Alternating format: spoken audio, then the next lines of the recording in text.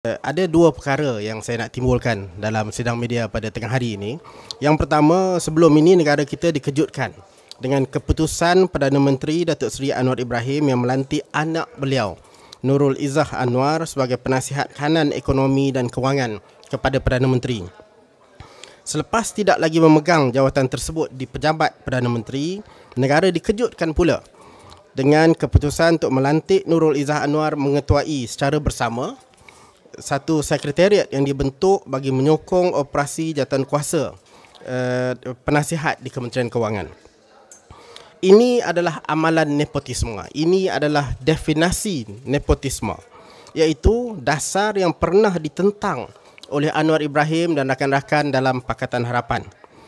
Mana prinsip Anwar yang selama ini menentang kronisme dan nepotisme? Adakah prinsip itu semakin terhakis setelah mereka mula tidur sebantal dengan UMNO dan Barisan Nasional? Untuk memudahkan rakyat faham mengenai isu ini, kita kena maklumkan bahawa PHBN ini menjadi kerajaan belum sampai pun 100 hari menjadi kerajaan telah membuat lantikan tersebut. Yang mana beliau melantik, Perdana Menteri melantik anak sendiri untuk bertugas sebagai penasihat kepada Perdana Menteri. Kemudian mengumumkan meletakkan jawatan, dan selepas daripada itu dilantik pula ke jawatan ketua bersama sebuah sekretariat. Jawatan penasihat sebelum ini adalah satu jawatan yang tidak ada sebarang kuasa katanya.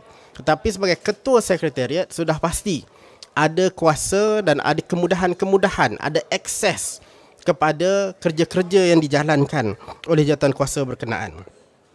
Kalau kita nak buat perbandingan, tuan-tuan dan puan, sekarang ini konon-kononnya Malaysia ini menjadi negara madani.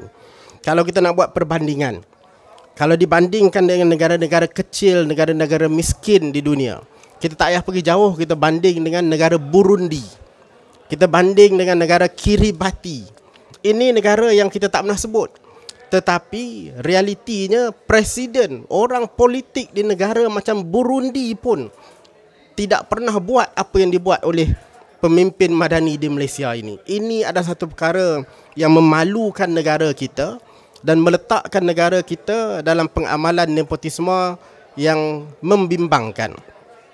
Saya menjunjung kasih titah yang di-Pertuan Agong ketika merasmikan pembukaan penggal kedua Parlimen ke-15 malam, yang mana antara petikan titah itu, baginda tuanku menghargai komitmen serta tekad kerajaan untuk membenteras rasuah secara agresif dengan menumpukan kepada aspek perolehan, penguatkuasaan dan rasuah berskala besar bagi membudayakan integriti dan memperkukuh tadbir urus. Berhubung perkara ini, kami daripada Perikatan Nasional, ahli-ahli Parlimen Pembangkang, ingin memperingatkan kepada Perdana Menteri Anwar Ibrahim agar bertindak segera dan jangan membiarkan negara kita ditadbir dengan amalan nepotisme dan kronisme, apatah lagi melantik anak sendiri ke jawatan-jawatan penting dalam kerajaan.